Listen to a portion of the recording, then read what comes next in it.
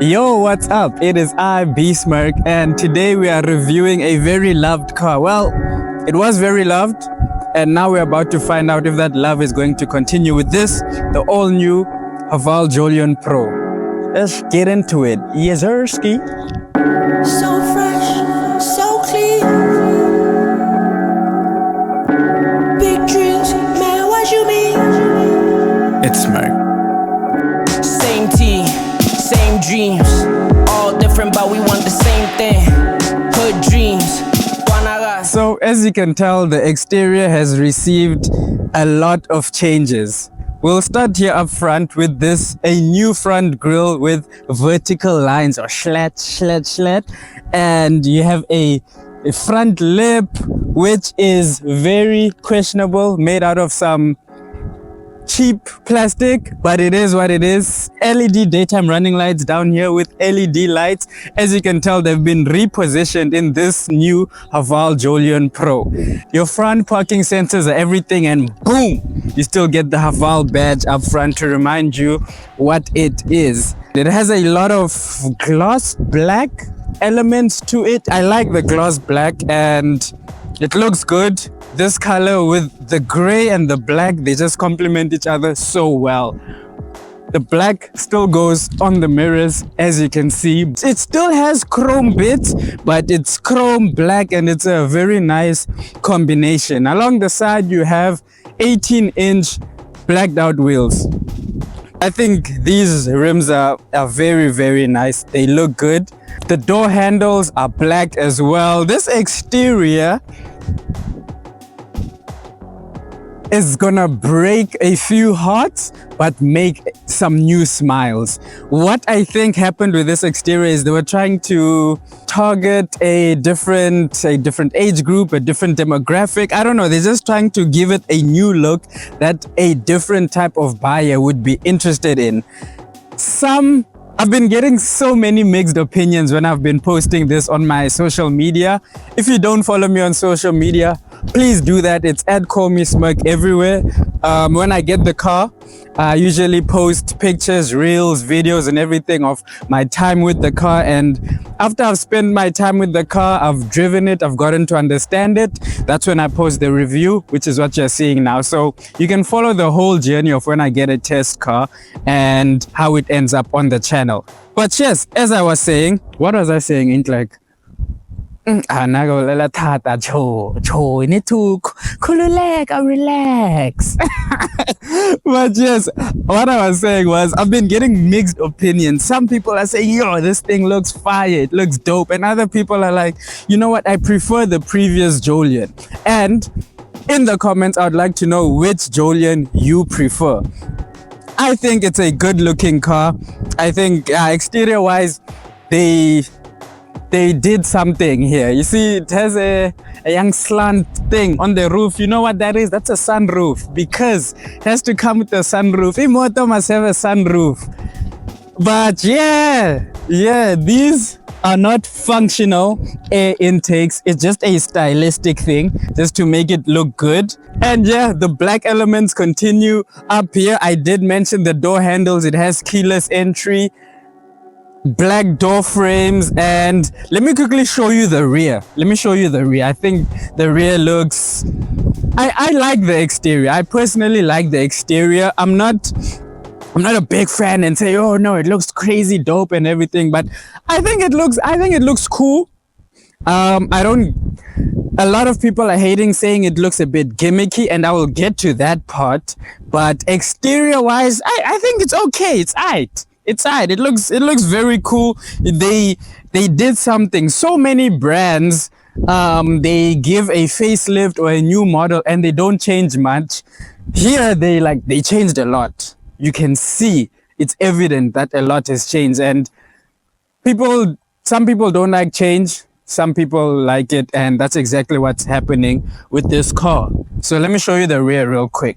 So it was at this point that my mic decided to die, but the show gotta continue. The rear is just as menacing and aggressive looking as the front, with this massive spoiler, fake exhaust tips, and a diffuser, I guess.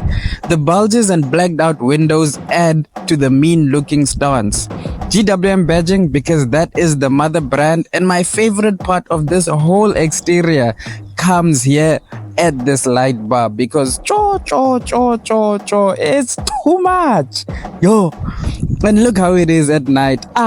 Layaga. Overall, I think the exterior is pretty clean. I'm not mad at it. The 291-liter boot capacity is quite underwhelming though. This load cover not only eats up the tiny space you have, but prepare to fight with it a couple of times. Speaking of underwhelming, this interior is just boring now. Boring! Boring! Boring!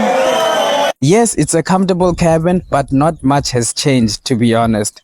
Type A charging ports in the rear, a terrible sounding audio system, and a sunroof, which is our saving grace. Up front, you have electric seats that are both heated, but the driver is also treated with ventilated seats. Pretty cool. The steering wheel houses the cruise control and the only volume controls in the entire car. Yes, the only volume buttons in the entire car are on the steering wheel. There's wireless charging, a good looking gear shift selector, and an overall basic interior. One thing to mention though is it's a very spacious and comfortable cabin to be in. Oh, and did I mention there is ambient lighting that does this little dance at night? This 12.3-inch touchscreen with Apple CarPlay and Android Auto houses almost every control in the car, from driving modes to all the safety systems. Part of the safety systems is a crisp 360-degree camera that can assist you when parking, and if that's not enough, there's an actual park assist button on the car where the car will park itself. Just know the lines have to be clear because this is South Africa and our markings on the road is not make sure. This is where the Chinese always get us though, because look at this list of extensive standard safety features. Very impressive. This is somehow a clean segue into pricing, because I know I'm not the only one that finds it interesting how you can get all these standard features at a fraction of the price you pay from those other brands that want you to tick a lot of boxes. The Haval Jolion PRO is priced from 391,150 rands. If you finance that for a period of 5 years at an interest rate of 13.5% with no deposit, you can expect to pay a monthly installment of 7,956, which is very reasonable and impressive, because now imagine you somehow throw in a deposit.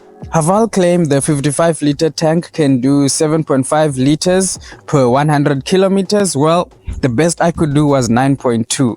And with the current fuel prices, you can expect to pay about 1,140 rand for a full tank.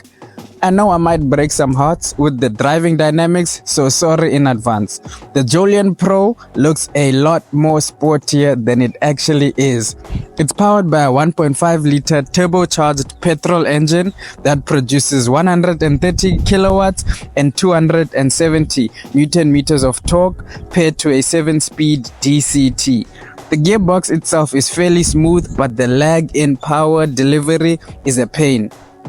It's a laggy drive, and yes, once the power kicks in, you do get sufficient power, but that lag is just a bit annoying. However, I don't think the target market will even notice that lag with normal everyday driving, because in traffic, busy streets, city driving, the Jolion PRO is in its element. It now has McPherson independent suspension at the front and rear multi-link independent suspension, which is supposed to make it a lot more of a refined drive. But to be honest, I think the drive is still more or less like the previous Jolion. It's comfortable enough for small or big families and handles itself well on the road. The steering is a bit light, but that's just a personal preference thing, because I prefer my steering wheel to be a bit more on the firm side. My verdict: Did they cook? Are they cooking? Or are they cooked? I definitely think they are cooking, because what they managed to put in a package of 391,000 is shockingly impressive. Fun fact, when the previous Jolion was initially launched in 2021, it was priced at 398,900. This all new Jolion Pro came in cheaper. Yo, how do they do it? But yeah, that's it from me. Thank you for watching. Thank you for showing the channel love. Let me know what you think in the comments. Peace out and stay safe. So fresh, So clean. Said I'm Morasi with a painting. Big dreams, man, what you mean? That's the reason that I need mostly overseas trips. I'm a big fish.